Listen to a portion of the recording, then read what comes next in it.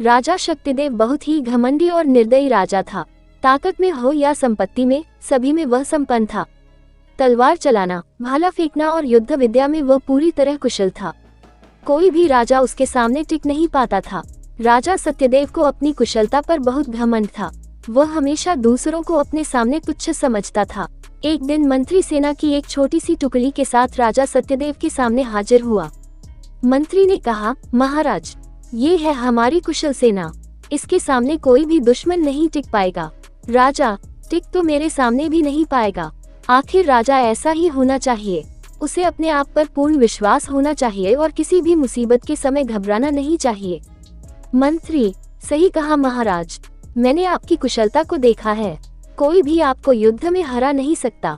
आपका पराक्रम और वीरता को देखकर किसी भी राजा का पसीना छूट सकता है। राजा, हाँ, सही कहा। तभी एक दरबारी राजा के सामने उपस्थित होता है।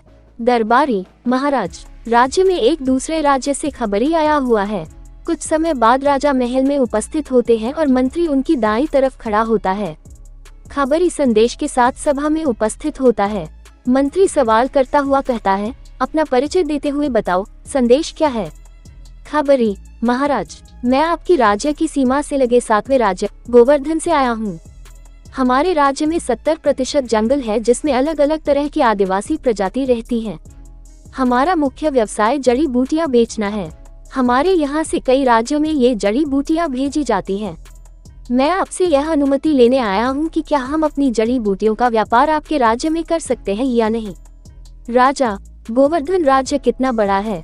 खबरी, राज्य तो छोटा सा है। राजा, ठीक है, हमारे राज्य के राजकोष में 30% कर देकर तुम इस राज्य में अपना व्यापार कर सकते हो, और अगर तुम ऐसा नहीं कर सकते तो इस राज्य में व्यापार करने के बारे में सोचना भी मत। खबरी, जी महाराज। ये कहकर खबरी अपने राज्य वापस लौट जाता है। अगले दिन राजा और मंत्री आपस में बात कर रहे होते हैं। मंत्री कहता है, महाराज, किसानों पर कर बढ़ाने से कोई फायदा नहीं है। अनियमित समय पर बारिश होने के कारण उनकी फसलों की पैदावार में भी कमी आई है। राजा, अच्छा, तो ये बताओ कि राजकोष में सबसे ज्यादा कर कहाँ से आ रहा है? मंत्री, सबसे ज्यादा कर तो गोवर्धन राज्य से आ रहा है, जहाँ के लोग जड़ी बूटियों का व्यापार हमारे राज्य में करते हैं। राजा, क्या गोवर्धन राज्य? लेकिन गोवर्धन राज्य तो बहुत छोटा सा राज्य है, तो फिर इतना बड़ा कर कैसे चुका सकता है? राजा मन ही मन सोचता है कि इतना छोटा राज्य होकर भी इतना बड़ा कर चुकाना कोई आसान काम नहीं है। जरूर जड़ी बूटियों के व्यापार में काफी मुनाफा हो रहा है। इसका मतलब राज्य में काफी समृद्धि है। कुछ समय बाद राजा और मंत्री सभा में बैठते हैं। तभी सेनापति राजा के पास आता है। सेनापति, महाराज, आदेश दीजिए। राजा, हमारी राज्य की सीमा के 7वें राज्य गोवर्धन में आज ही आक्रमण करना है। सेनापति, जी महाराज। राजा, ध्यान रखना, किसी भी हालत में मुझे गोवर्धन राज्य को जीतना है। अगर तुम इसमें सफल नहीं हुए तो मैं तुम्हें जान से मार दूंगा। सेनापति, जी महाराज। ये कहकर सेनापति गोवर्धन राज्य पर आक्रमण करने की तैयारी शुरू कर देता है। पास ही खड़े मंत्री राजा की इस बात से आश्चर्य में पड़ जाता है और कहता है, महाराज, गोवर्धन राज्य से हमारे राजकोष में सबसे बड़ा कर का हिस्सा जमा होता है, फिर आक्रमण क्यों? राजा, सोचो, जब इतना छोटा राज्य है और इतना बड़ा कर हमारे राज्य कोष में जमा करता है तो ऐसे राज्य में कितनी समृद्धि होगी। मंत्री कुछ नहीं बोलता और आश्चर्य की निगाहों से राजा की बात को सुनता रहता है। राजा, तुम नहीं समझोगे मंत्री, इसीलिए तो मैं राजा हूँ और तुम मंत्री। कुछ देर बाद सेनापति हौंफते हुए राजा के सामने उपस्थित होता है। राजा, क्या हुआ सेनापति? इस तरह घबराए हुए क्यों हो? सेनापति, महाराज, गोवर्धन राज्य कोई छोटा राज्य नहीं है। हमारी सेना उनके सामने बिल्कुल भी नहीं टिक पाए और वहां से भाग खड़ी हुई। राजा, शक्तिदेव की सेना और भाग गई। तुम्हें जरा सी भी शर्म नहीं आई ये बताने में? और सैनिकों को लेकर जाओ और इस बार कोई गुस्ताखी नहीं होनी चाहिए। अगले दिन सभा में मंत्री कुछ देर बाद उपस्थित होता है। राजा, मंत्री, इस तरह मुंह लटकाए क्यों हो? मंत्री, महाराज, एक बुरी खबर है। राजा, क्या है बुरी खबर? मंत्री, सेनापति और जो सैनिक हमने गोवर्धन राज्य पर आक्रमण करने के लिए भेजे थे वह भाग गए हैं और उनका कोई पता भी नहीं है। राजा, काया होंगे सब के सब, अब मुझे ही कुछ करना होगा। राजा, मंत्री, तुम जल्दी से जल्दी सेना इकट्ठी करो और युद्ध की तैयारी करो। इस बार सेना का नेतृत्व मैं करूंगा। मंत्री, महाराज आप। राजा, जो कहा वह करो। मंत्री, जी महाराज। राजा अपनी तलवार लेकर, भाला उठाकर, हाथी और घोड़ों के साथ गोवर्धन राज्य पर आक्रमण के लिए निकल जाता है।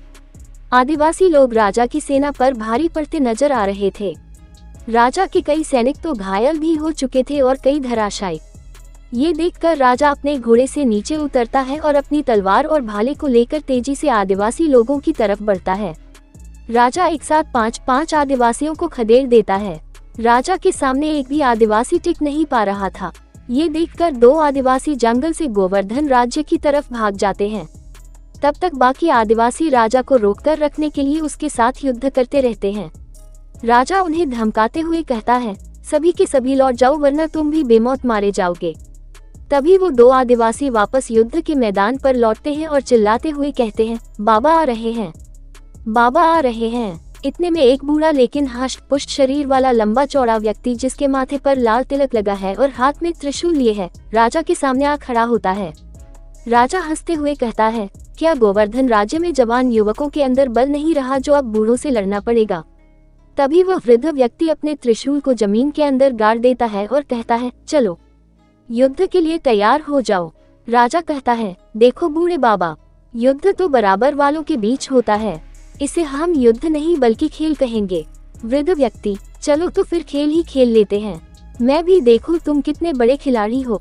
वृद्ध व्यक्ति निहत्थे राजा की ओर बढ़ता है तो राजा कहता है, देखो बाबा, वैसे भी तुम बूढ़े हो चुके हो और निहत्थे अगर लड़ोगे तो अवश्य ही मारे जाओगे।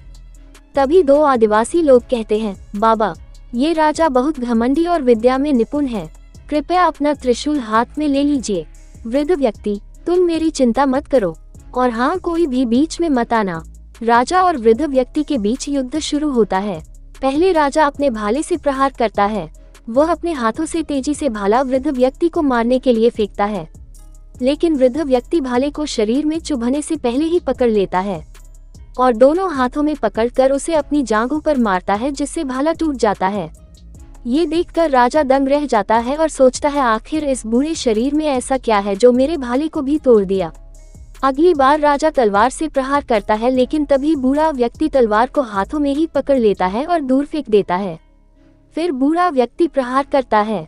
वह तेजी से राजा को धक्का मारता है, जिससे राजा पीछे खिसक जाता है और उसका संतुलन बिगड़ जाता है। इस बार राजा तेजी से भागकर आता है और बूढ़े व्यक्ति को तेजी से धक्का मारता है। बूढ़ा व्यक्ति भी पीछे खिसक जाता है और धरती पर पड़े हुए बांस से टकरा जाता है। बूढ़ा व्यक्ति उस बांस को उठाकर उसके एक सिरे को पकड़कर तेजी से भागता है और भागते भागते बांस के दूसरे सिरे को धरती से झुकाकर एक पेड़ पर जा बैठता है और फिर कहता है, आजा बच्चे, खेल खेलते हैं। राजा को बांस पकड़कर पेड़ पर चढ़ने की कला नहीं आती थी। वह पेड़ के पास जाता है और पेड़ पर चढ़ने की कोशिश करने लगता है, लेकिन तभी बूढ़ा व्यक्ति पेड़ से नीचे कूद जाता है और कहता है, लो बेटा, मैंने तुम्हारा काम और भी आसान कर दिया। राजा तुरंत पास पड़ी तलवार को उठाता है और बूढ़े व्यक्ति पर प्रहार करता है, लेकिन बूढ़ा व्यक्ति एक हाथ से तलवार पकड़ लेता है और दूसरे हाथ से राजा की गर्दन। बूढ़ा व्यक्ति कहता है, बच्चे, आया मजा खेल में। ये देखकर पास खड़े आदिवासी लोग हंसने लगते हैं और कहते हैं, ये है हमारे बाबा, इनके सामने तो कोई आज तक टिक ही नहीं पाया। राजा की गर्दन पकड़े होने के कारण राजा की आंखें बंद होने लगती हैं और उसे केवल धूल उड़ती हुई दिखाई देती है। कुछ समय बाद सब कुछ पहले जैसा हो जाता है और राजा घुटनों के बल बैठकर कहता है, ऐसी विद्या तो मेरे गुरु राजा प्रताप को ही आती है। बचपन में मैंने उनसे काफी प्रयास किया था इस विद्या सीखने के लिए, लेकिन उन्होंने सिखाने से मना कर दिया था। मुझे माफ कर दीजिए गुरुदेव, मुझसे बहुत बड़ी भूल हो गई।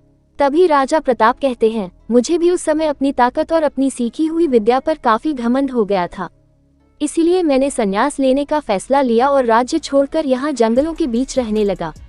मैंने यह विद्या तुम्हें इसलिए नहीं सिखाई थी क्योंकि मुझे पता था कि तुम कभी ना कभी इसका दुरुपयोग कर ही सकते हो। राजा, मुझे माफ कर दीजिए गुरुदेव, मुझसे बहुत बड़ी भूल हो गई। थोड़ी ही देर में राजा के सैनिक और आदिवासी लोग एकजुट हो जाते हैं और सामने बनी महादेव की मूर्ति के सामने जय महादेव का नारा लगाने लगते हैं। उसके बाद पूरा वातावरण उनकी तेज आवाज से गूंज उठता है।